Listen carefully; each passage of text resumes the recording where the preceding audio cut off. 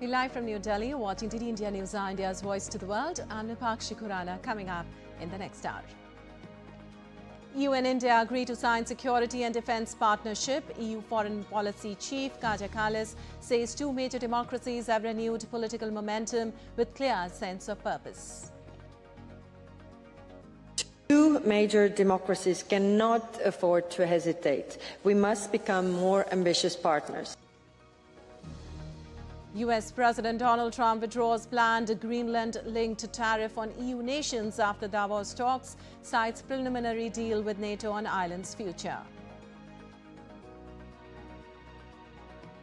Campaigning begins in Bangladesh under tight security as 2,000 candidates in the fray for 13th general election.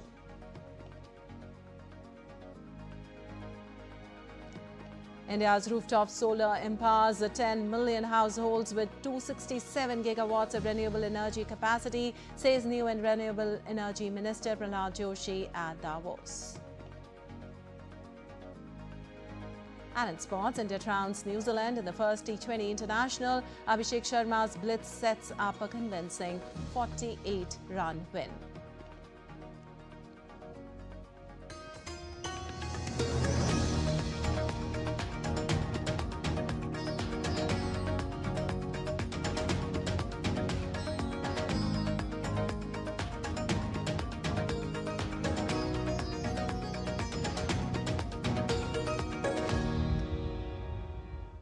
And on to the details now. India and the European Union have agreed to sign a new security and defence partnership. The announcement was made by EU's foreign policy chief, Kaja Kallis, ahead of the 60th EU-India summit scheduled to take place in New Delhi on Tuesday.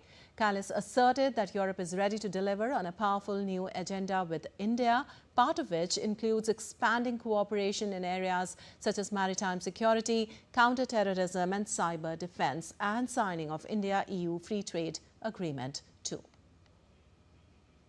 We aim to conclude negotiations on the EU-India Free Trade Agreement. This deal will open markets, remove barriers and strengthen critical supply chains in clean technologies, pharmaceuticals and semiconductors. Second, today we agreed to move forward with the signature of a new EU-India security and defence partnership in areas like maritime security, cybersecurity and counterterrorism.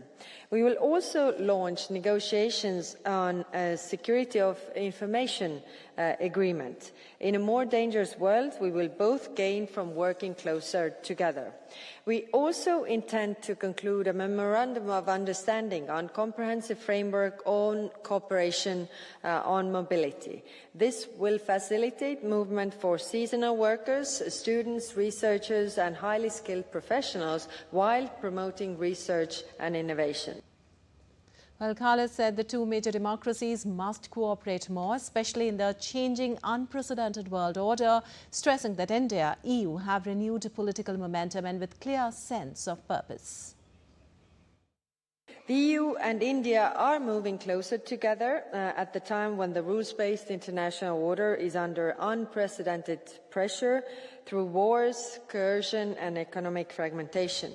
Two major democracies cannot afford to hesitate. We must become more ambitious partners. Well, Kaja Kallis also said that Europe and India could help anchor stability in the Indo-Pacific.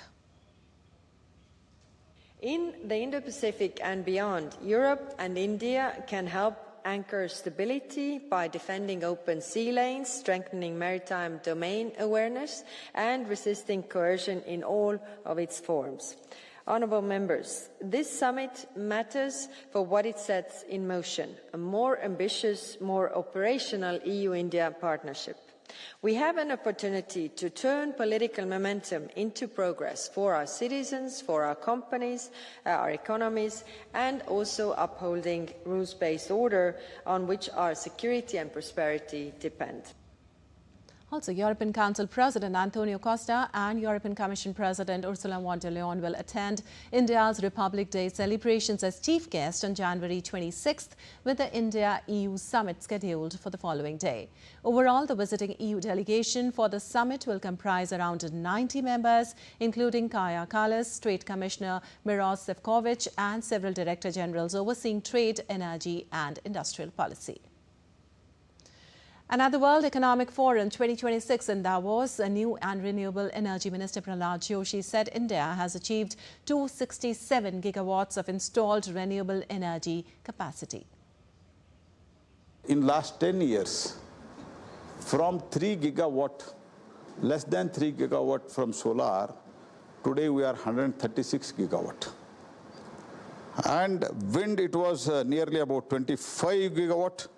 Today it is 55 gigawatt. And overall renewables, including hydro, small hydro, all put together, today we are 267 gigawatt installed capacity today.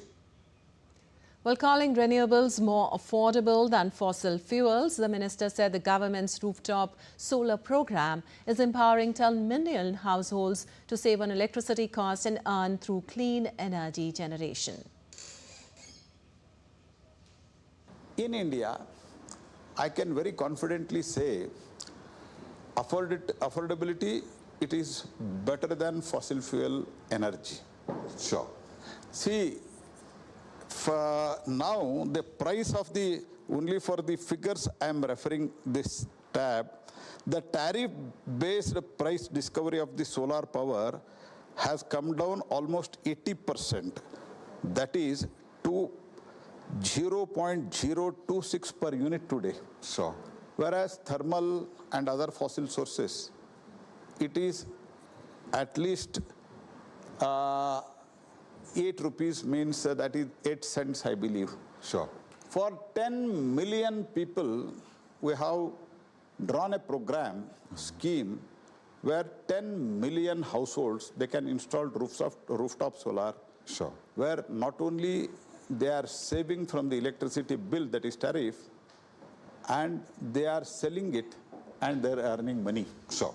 So this is the success story. So there is no question of affordability as on date in India. Well, India's new and renewable energy minister Prasar Bharati held a productive interaction with Stephen B. Wintels, Chief Executive Officer of KfW, on the sidelines of the World Economic Forum in Davos on further strengthening KfW's partnership in India's energy transition. Both of them reviewed KfW's impactful contributions to India's clean energy journey, including large-scale support for solar deployment, grid modernization, development of the green energy corridor, and private sector investments, and discussed plans to significantly scale up investments in the coming years. They also explored collaboration opportunities across renewable energy expansion, green hydrogen and electrolyzer manufacturing, transmission and distribution, modernization, energy storage, industrial decarbonization, e-mobility and gas infrastructure, aligned with India's goal of achieving 500 gigawatts of renewable capacity by the year 2030 and building a resilient low-carbon energy system.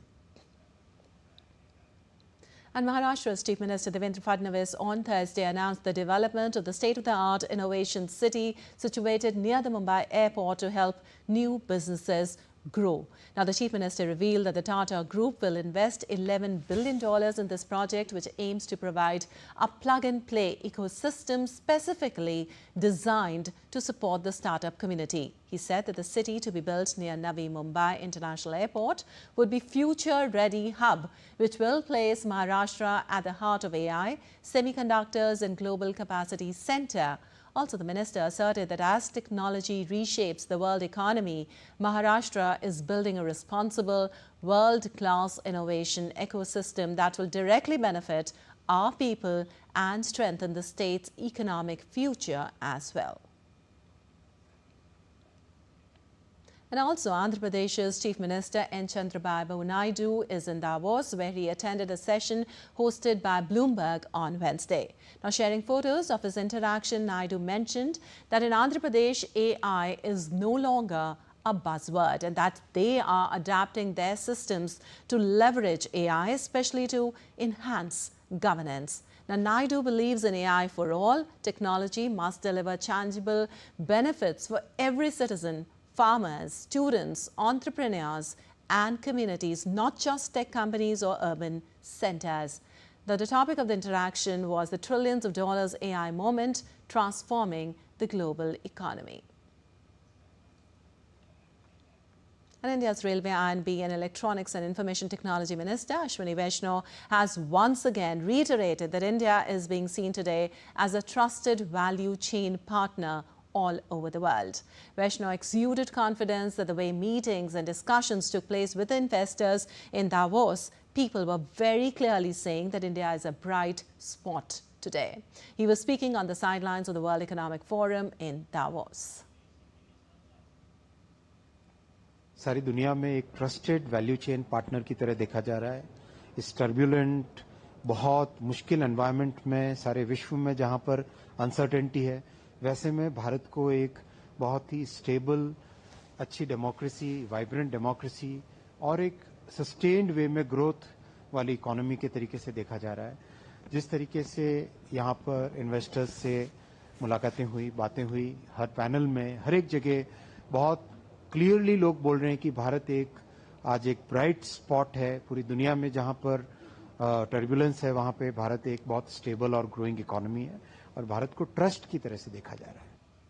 And moving on, the 9th Joint Trade Committee between India and Myanmar was held on January 21st, 2026 in Myanmar.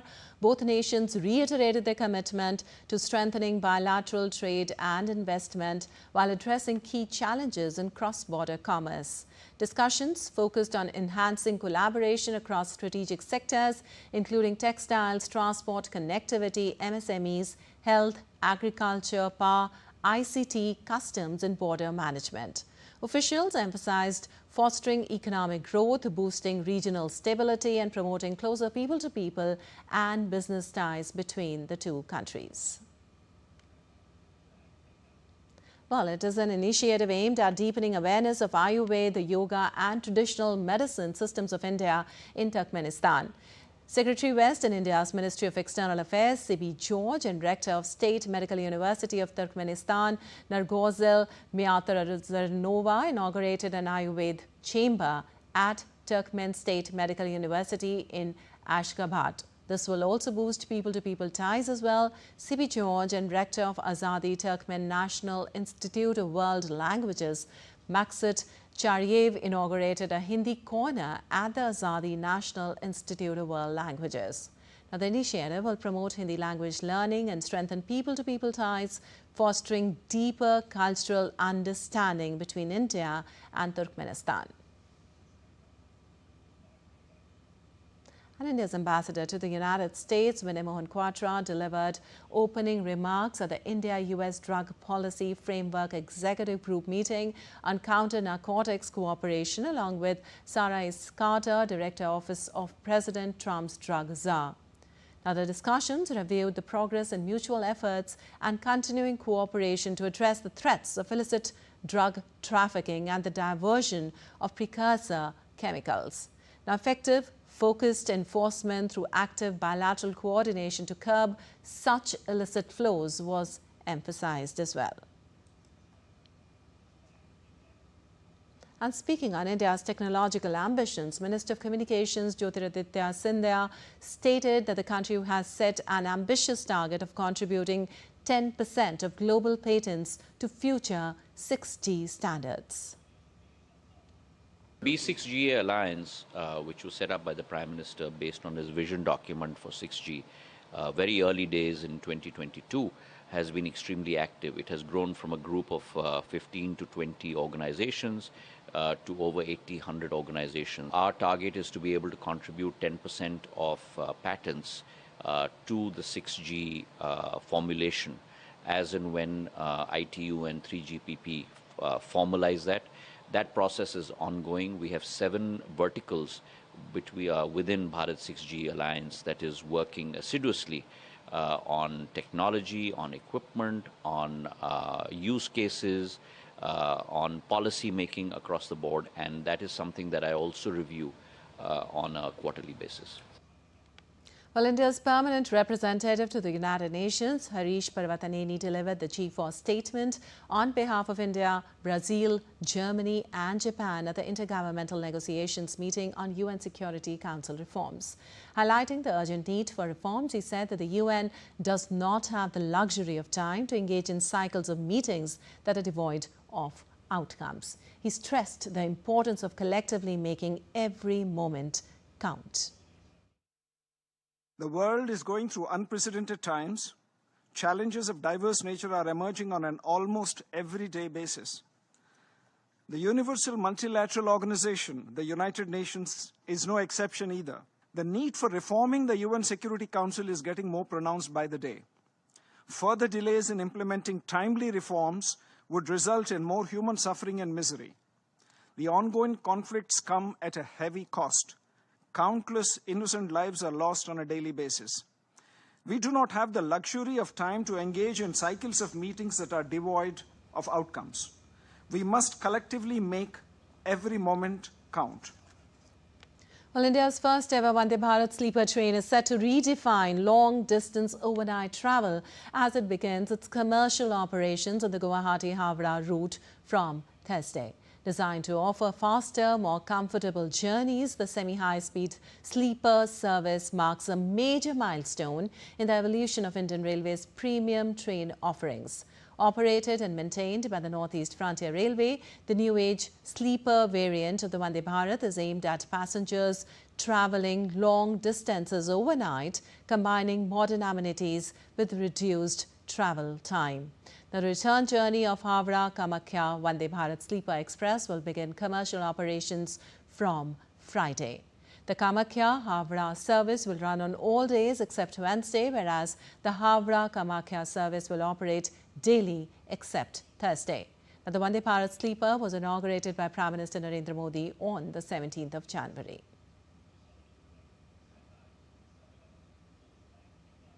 And still to come in DD India News Hour. Russia-Ukraine peace efforts intensify as Putin to meet a US envoy. Trump signals talks with Zelensky. Australia marks day of mourning for Mandir terror attack. And after Australia, UK mulls social media ban for children.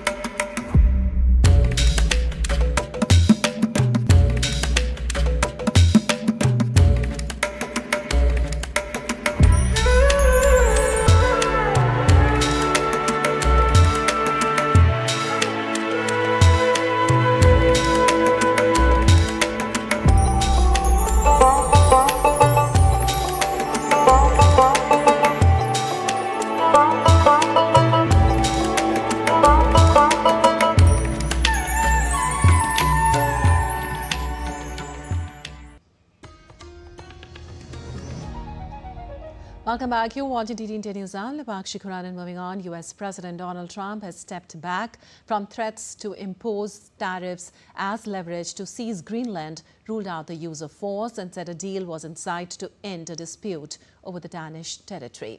In a post on his social media site, Trump said he had agreed with the head of NATO on a framework of a future deal on Arctic security, potentially diffusing tension that had far-reaching geopolitical implications. Trump said Western Arctic allies could forge a new deal that satisfies his desire for a Golden Dome missile defense system and access to critical minerals while blocking Russia and China's ambitions in the Arctic.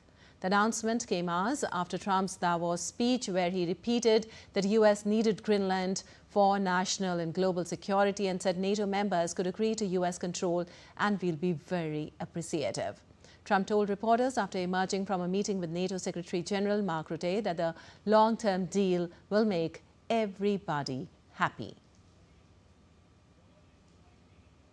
It's a deal that people jumped at. Really fantastic for the USA. Gets everything we wanted. including especially real national security and international security. How so? Can you give us some details, please? Well, the deal is going to be put out pretty soon, and we'll see. It's right now a little bit in progress, but pretty far along. It gets us everything we needed to get. It's a long-term deal. It's the ultimate long-term deal. And I think it puts everybody in a really good position, especially as it pertains to security and minerals and everything else. Meanwhile, NATO Secretary General Mark Rutte said that he had not discussed the key issue of Danish sovereignty over Greenland in his meeting with US President Trump. Speaking in a televised interview, Rutte offered few details about the supposed framework for the deal announced by Trump after his talks with the NATO chief. And US President Donald Trump has expressed confidence over the India-US bilateral trade agreement, noting that the two countries are going to have a good deal, while praising Prime Minister Narendra Modi as a close friend and respected leader. Trump made the remarks following his address at the 56th annual summit of the World Economic Forum. Earlier, India's Commerce Secretary Rajesh Agrawal asserted that the much-anticipated first tranche of the India-US BTA is very near, but stopped short of providing a timeline. Well, the BTA, formally proposed in February, following directives from the leadership of both nations, seeks to more than double bilateral trade from the current USD 191 billion to USD 500 billion by the year 2030. Well, some updates on Russia-Ukraine conflict now. Russian President Vladimir Putin will meet a U.S. Special Envoy Steve Witkoff and U.S. President Trump's son-in-law Jared Kushner in Moscow on Thursday. The talks are part of the ongoing negotiations to end around 4-year conflict. The two sides earlier held a 5-hour meeting in December, though they were not able to yield any major breakthroughs. Meanwhile, U.S. President Donald Trump on Wednesday said that he would meet with the Ukrainian counterpart Volodymyr Zelensky in Davos, adding that he believed both the Ukrainian leader and Russian President Vladimir Putin wanted to end the nearly 4-year-old conflict. Trump, speaking at the gathering of world leaders in Switzerland, said he was dealing with Putin and Zelensky and urged an end to the fighting, describing the conflict as a bloodbath and citing heavy battlefield losses as well. I'm dealing with President Putin, and he wants to make a deal, I believe. I'm dealing with President Zelensky, and I think he wants to make a deal. I'm meeting him today. He might be in the audience right now. But they got to get that war stopped because too many people are dying, needlessly dying. Too many souls are being lost. It's the only reason I'm interested in doing it. Well, 9 countries across the Middle East and Asia have announced plans to join United States President Donald Trump's Board of Peace in Gaza. The foreign ministers of Pakistan, Egypt, Jordan, the United Arab Emirates, Indonesia, Turkey, Saudi Arabia and Qatar said they would be joining the Trump-led board in a joint statement. The statement said that the ministers reiterate their country's support for the peace efforts led by President Trump. Kuwait's Ministry of Foreign Affairs said later on Wednesday that it also had accepted Trump's invitation to join the board. Also, Israel's Prime Minister Benjamin Netanyahu also accepted President Trump's invitation to join the so-called Board of Peace, while Russian President Vladimir Putin said Russia could send $1 billion from Russian frozen in U.S. assets to Board of Peace even before the decision to accept the invitation is made. Even before we decide on the issue of participation in the composition and work of Board of Peace, we could send $1 billion from Russian assets frozen under the previous U.S. administration to Board of Peace. Incidentally, the remaining funds from our frozen assets in the U.S. could be used to rebuild territories damaged by the fighting after a peace treaty is concluded between Russia and Ukraine. We are also discussing this possibility with representatives of the U.S. administration. Well, the board, which includes senior Trump advisors Steve Witkoff and Jared Kushner, as well as former British Prime Minister Tony Blair, will oversee a Palestinian technocratic committee tasked with managing day-to-day affairs in the Strip. And after serving the notice period of 1 year, the United States officially leaves the global health body, World Health Organization, on Thursday, January 22nd. Soon after his inauguration on January 20th, 2025, U.S. President Trump initiated withdrawal process of multiple organizations, including the WHO. As night fell on his inauguration day activities, Trump signed an executive order saying he wants out of the World Health Organization. It was Trump's second time heading for the exit. He started the process of withdrawing the U.S. from WHO in 2020 during the height of the COVID pandemic. However, the then U.S. President Biden reversed that decision on his first day. While U.S. Supreme Court justices signaled skepticism on Wednesday towards President Donald Trump's bid to fire Federal Reserve Governor Lisa Cook. During about 2 hours of arguments in the case, the justices indicated they were unlikely to grant the Trump administration's request to lift a judge's decision barring the Republican president for immediately firing Cook while her legal challenge continues to play out. Some of the justices pressed a general arguing for Trump's administration about why Cook was not given a chance to formally respond to the unproven mortgage fraud allegations, which he has denied. The case represents the latest dispute to come to the top U.S. judicial body involving Trump's expansive view of presidential powers since returning to office 12 months ago. U.S. President Trump on Wednesday indicated he was close to choosing the new chair of the Federal Reserve, adding he liked the idea of keeping White House economic advisor Kevin Hassett in his current post. And after Australia, the UK also approved a social media ban for teens under 16. Britain's upper house of parliament voted on Wednesday in the favour of banning under 16s from using social media. By 261 votes to 150, opposition peers voted to support a ban through an amendment to the government school bill. Under the amendment, the government would get a year to decide which platforms should be unavailable to under 16s, with companies forced to put in place highly effective age checks to police access. Calls have risen across the opposition and within the governing Labour Party for the UK to follow Australia, where under 16s have been barred from social media applications since December 10th. A YouGov poll in December found 74% of Britons supported a ban. The Online Safety Act requires secure age verification for harmful content. And Australia holds National Day of Mourning for victims of deadly Bondi terror attack. Speaking in Canberra, Prime Minister Anthony Albanese said the Bondi Beach terror attack remains a stain on our nation. He said the national flag will fly at half-mast at all federal government and NSW government buildings out of respect for the grief over the 15 people killed in the attack.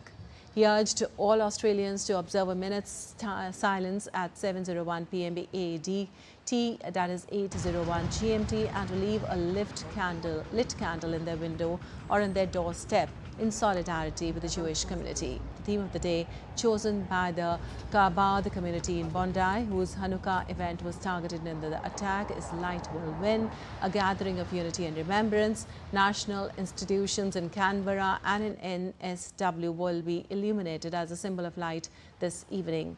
And a commemorative installation, 15 pillars of light, will be in place in Canberra and around the country. Major TV and radio networks will pause their broadcast to lead the nation in this moment of reflection.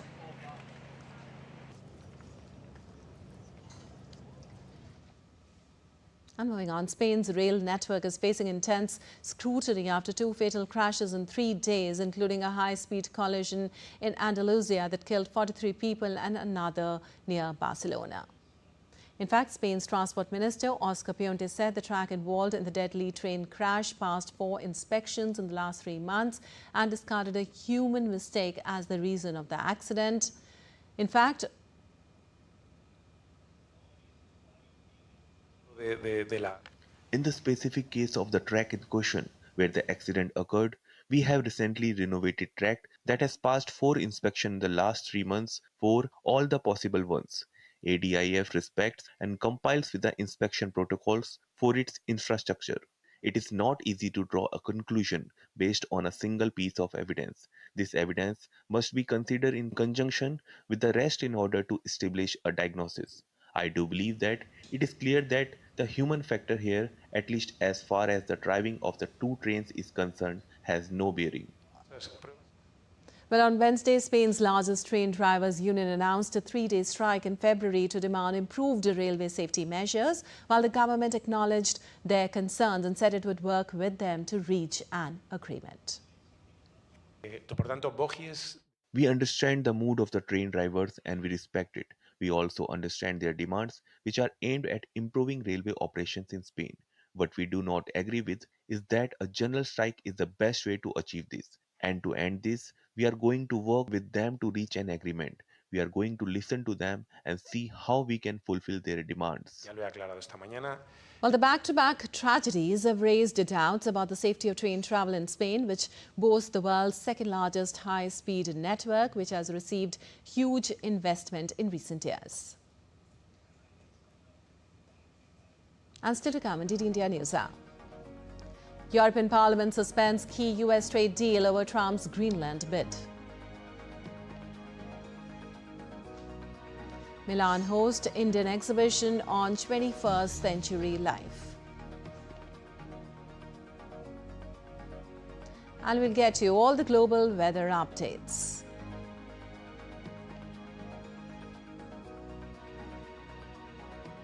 A nation celebrates Pran Pratishtha of Lord Ram as Ayodhya marks second anniversary of historic consecration.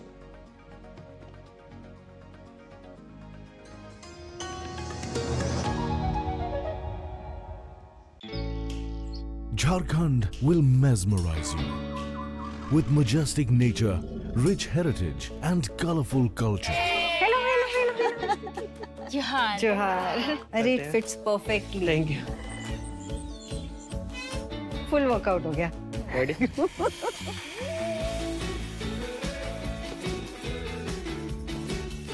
Postcards from Jharkhand on National Geographic.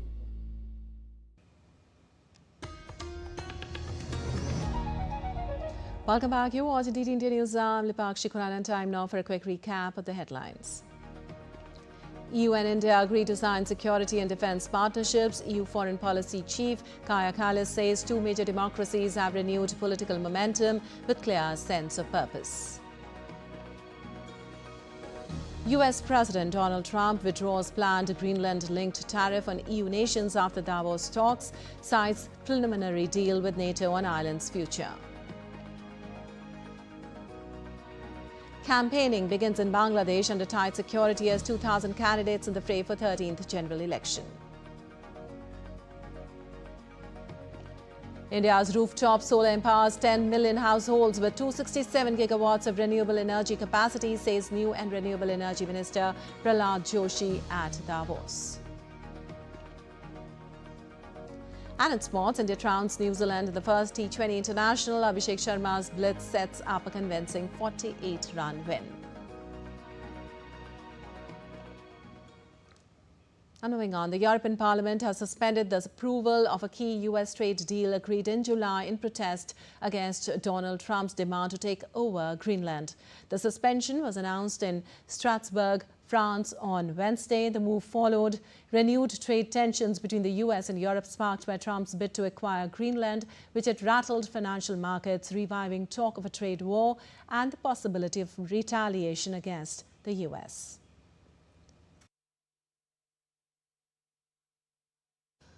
Well, on January 17th, Trump warned an extra 10% tariff on 6 EU countries plus the UK and Norway in retaliation for sending troops in Greenland. Trump's latest tariff warning has prompted the European Parliament to pause its approval of the EU-US trade deal agreed last July. Well, Syria's government on Wednesday accused the Kurdish-led Syrian Democratic Forces of attacks that it said killed 11 soldiers, allegations the SDF rejected, disputing key details and blaming at least one deadly explosion on Syrian troops handling explosives. The incidents risk undermining a 4-day ceasefire announced a day earlier after intense fighting in northeastern Syria as Damascus pushes the SDF to accept integration into the central state. Authorities said on SDF drone strike killed 7 soldiers at a seized base a claim this SDF denied. The Kurdish force accused Syrian troops of breaching the truce and said the blast occurred during the movement of explosives. Damascus said later on Wednesday a total of 11 soldiers had been killed and 25 wounded in SDF attacks on army positions on the first day following the ceasefire agreement. Now, the SDF did not comment on that broader accusation. And campaigning for Bangladesh's 13th Jatiya Sangsad election formally begins today following the allocation of election symbols and confirmation of final candidates. Nearly 2,000 candidates are contesting the election for 300 parliamentary seats. Voting along with the nationwide referendum will be held on February 12th. The Bangladesh Nationalist Party is set to launch its official campaign from Sylhet, with party chairman Tariq Rahman scheduled to join rallies in 7 districts on the first day. Jamaat-e-Islami Amir Shafiqur Rahman will also begin his campaign on Thursday in the Dhaka. The start of campaigning comes amid tightened scrutiny of the electoral environment as major parties step up outreach while voicing concerns over fairness in the run-up to the polling day.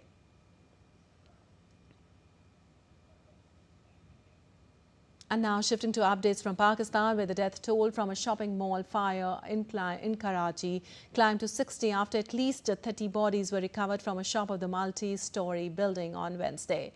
Police have said that several people are still missing and a search operation is continuing to recover them. It added that the rescue efforts are being carried out using sophisticated machines and debris being removed from the collapsed sections of the building. Well, the official asserted that the rescue workers are facing difficulties reaching some parts of the building due to smoke and heat inside the damaged structure. Meanwhile, investigation into the incident has been launched as authorities look into the incident from multiple angles.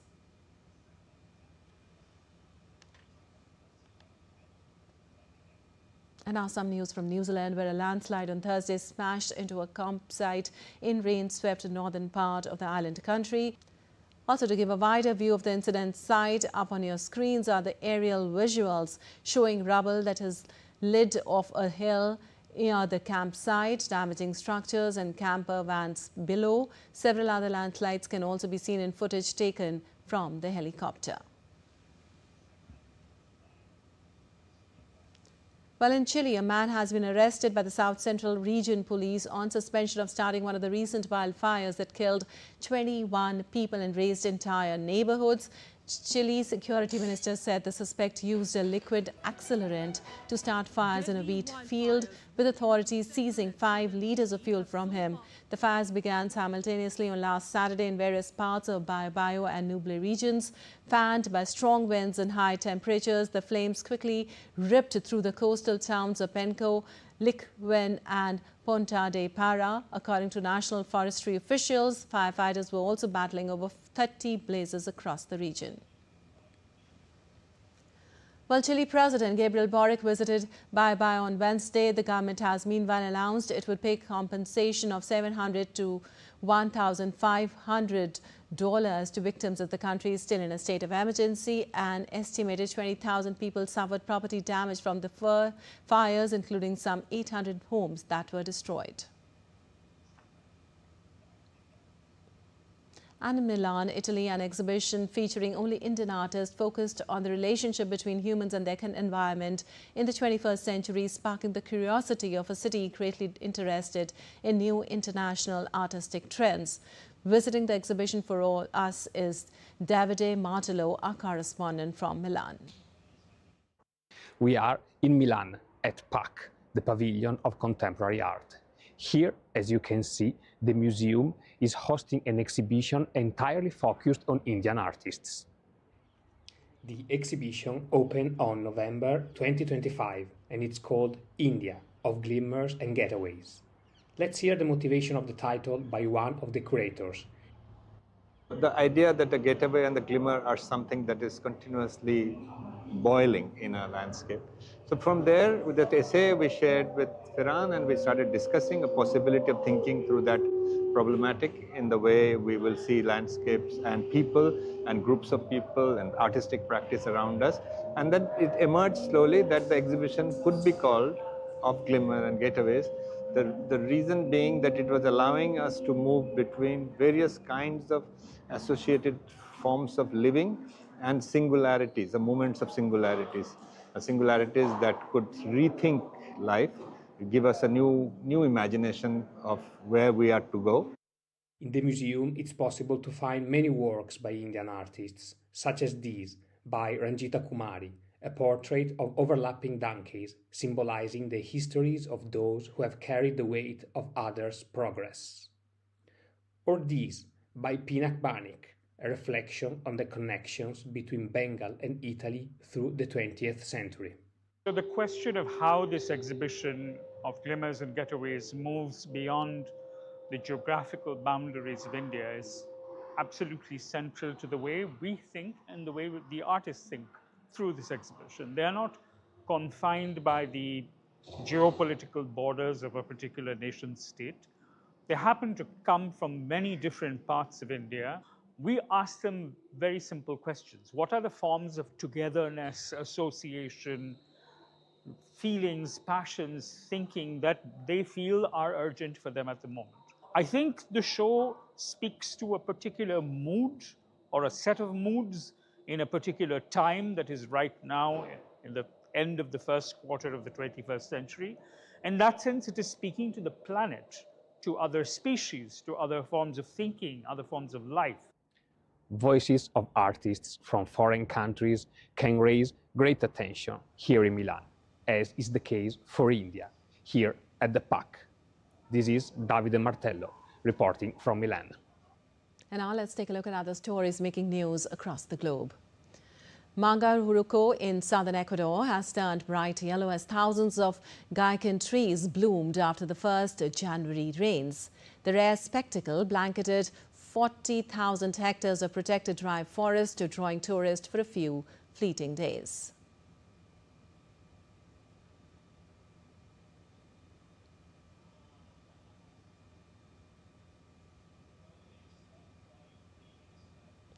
Frankfurt Zoo has welcomed a new bonobo baby pharaoh born in December to mother Mixie. The infant is healthy and remains constantly by his mother's side. Meanwhile, bonobos are an endangered species found only in the Congo Basin. The birth is seen as a positive step for conservation efforts.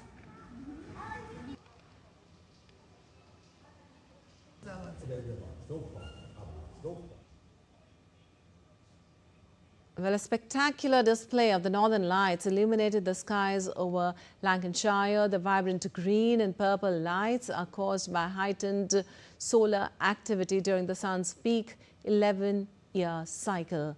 Experts say such solar maximum periods increase the chances of seeing auroras in northern regions. And some global weather updates now. A winter storm bringing icy temperatures will slam a massive stretch of the United States this week, with more than 175 million people facing the prospect of having heavy snowfall, power outages and travel disruption. Winter storm Fern is forecast to engulf an area stretching from Texas and the Great Plains right to the mid-Atlantic and northeastern states. The storm's peak is expected to come on Thursday and Friday, with Texas already having declared an emergency. Forecasters warn that heavy rainfall over a foot in some areas would hit the mid-Atlantic, with Virginia and Maryland most affected as Arctic air moves in. Also, the Weather Channel warned that New York City would get up to 12 inches of snow as the severe cold snap drives temperatures sharply down. It also warned that an Arctic cold front will spread frigid air across much of the eastern U.S., bringing sub-zero temperatures, gustly winds and dangerous wind chills. In Greece, 2 people died on Wednesday after torrential rain flooded streets, homes and businesses in Athens and other parts of the country. The southern suburb was one of the worst hit by the flood waters, buying cars and entering homes. In fact, the rainstorm was expected to move to the eastern part of the country on Thursday.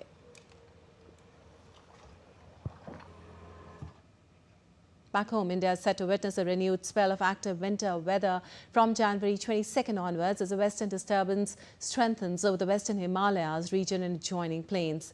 Residents of Delhi and adjoining national capital region who got some relief from the cold wave conditions in recent days again face chills as the region is likely to experience a shift in the weather.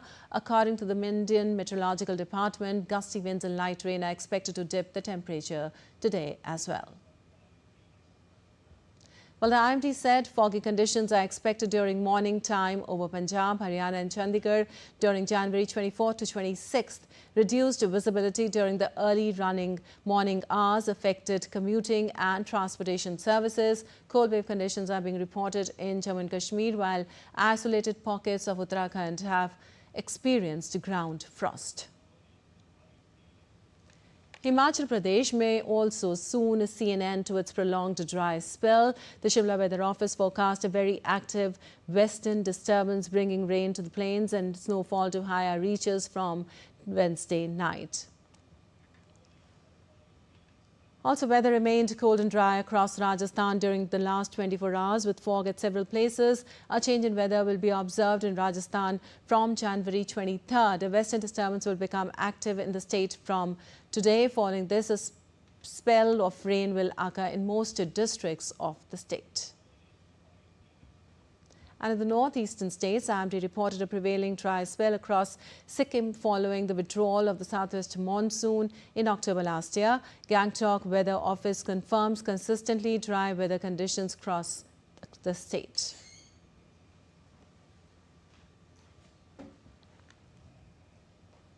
Well, January 22nd, 2024 marked a historic moment as Lord Ram was consecrated at the Grand Ram Temple in Ayodhya. Uttar Pradesh Prime Minister Narendra Modi led the Pran Pratishtha ceremony, witnessed by millions across the country.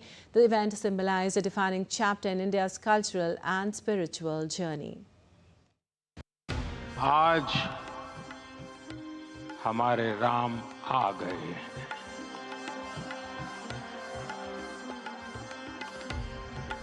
सदियों की प्रतीक्षा के बाद हमारे राम आ गए।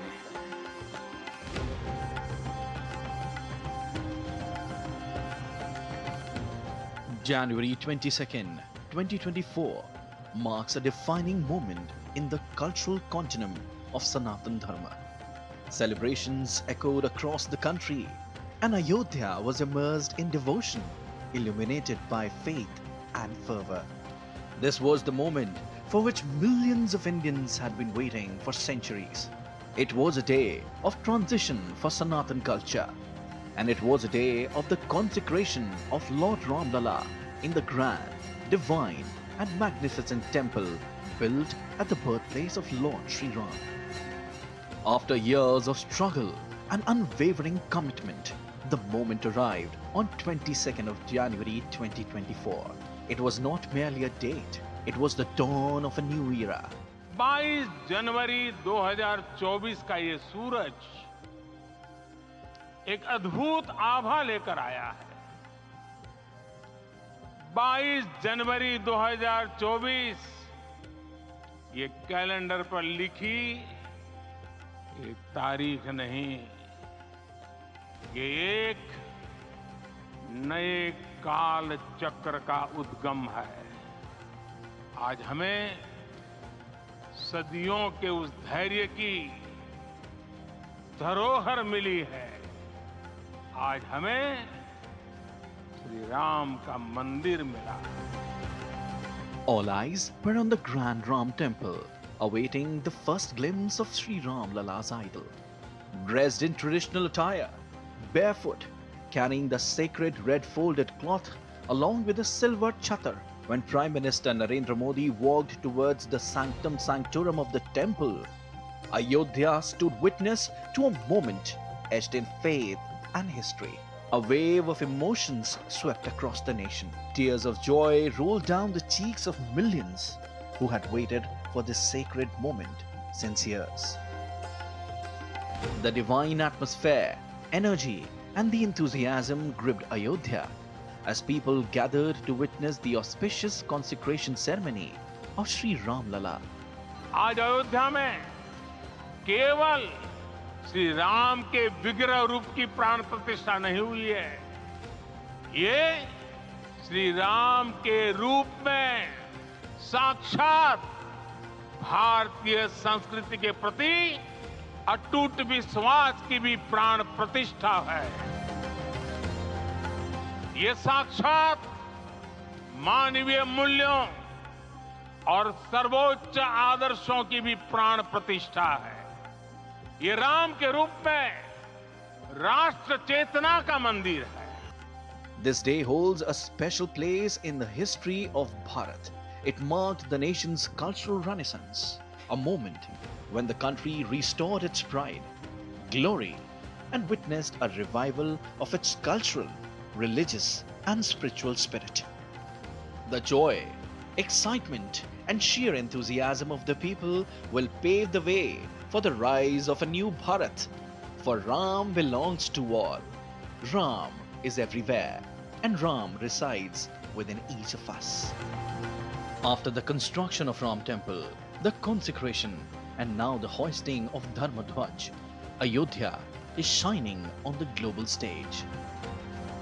Today, people from all over the world are making their way to the sacred land of Ayodhya, immersed in devotion to catch a glimpse of Ram Lala and witness the grandeur of the Ram Temple. From Hanuman Gari Temple to the banks of Saryu, a wave of positive energy and excitement tells the story of transformation and the rise of a new and self-reliant Bharat.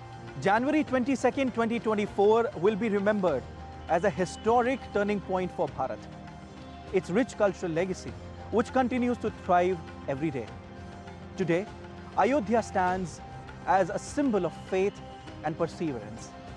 And this moment will go down to generations. Today, people from all over the world come to Ayodhya to witness the grandeur of Ram Mandir and get a glimpse of Ram Lala.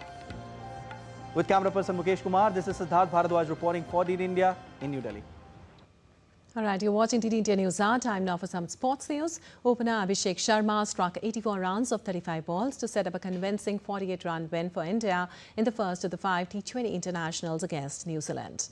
Abhishek smashed 8 sixes to get India off to a flying start before a late unbeaten cameo of 44 runs by Rinku Singh helped the host reach 238 runs for the loss of 7 wickets after being invited to bat first in Nagpur.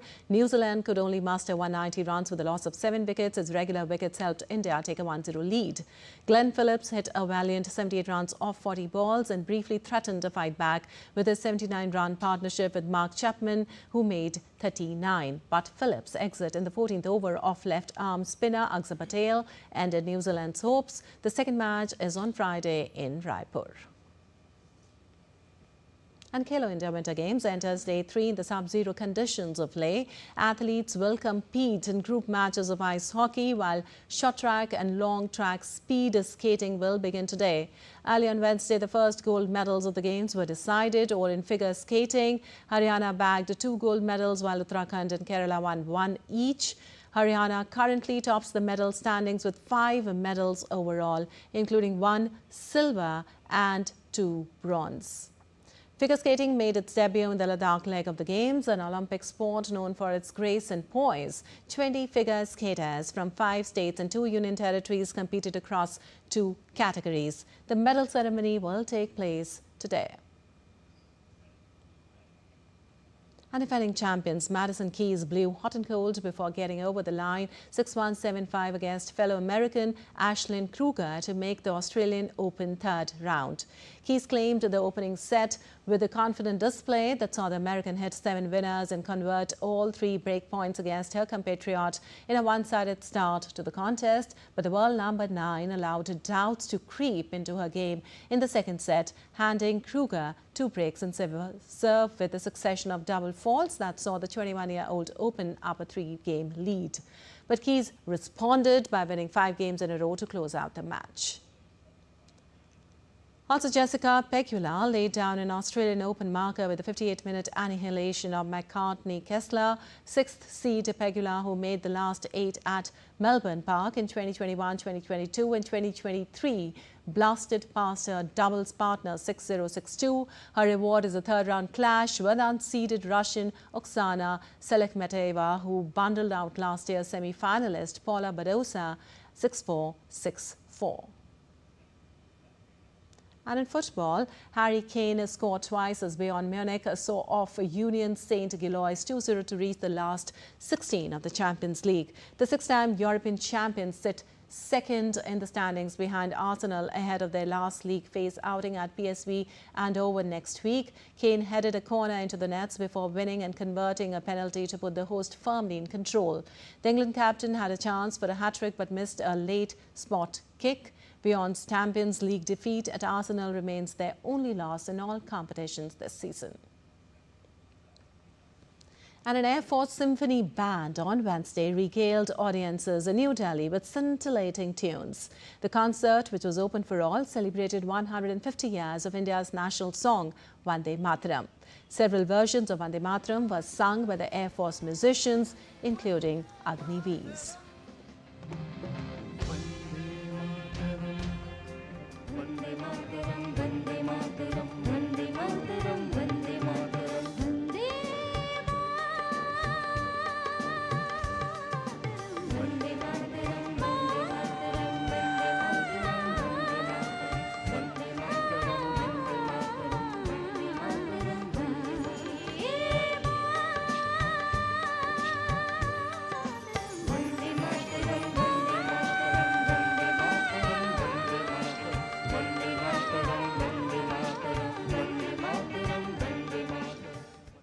All right, that's all for this edition of DD India News Hour. But let us know your thoughts on the news of the day. For those on the go, we can get all the latest news and updates from India and across the world on the DD India mobile app. The app is available on both Android and iOS platforms. Scan the QR code on the screen to download now.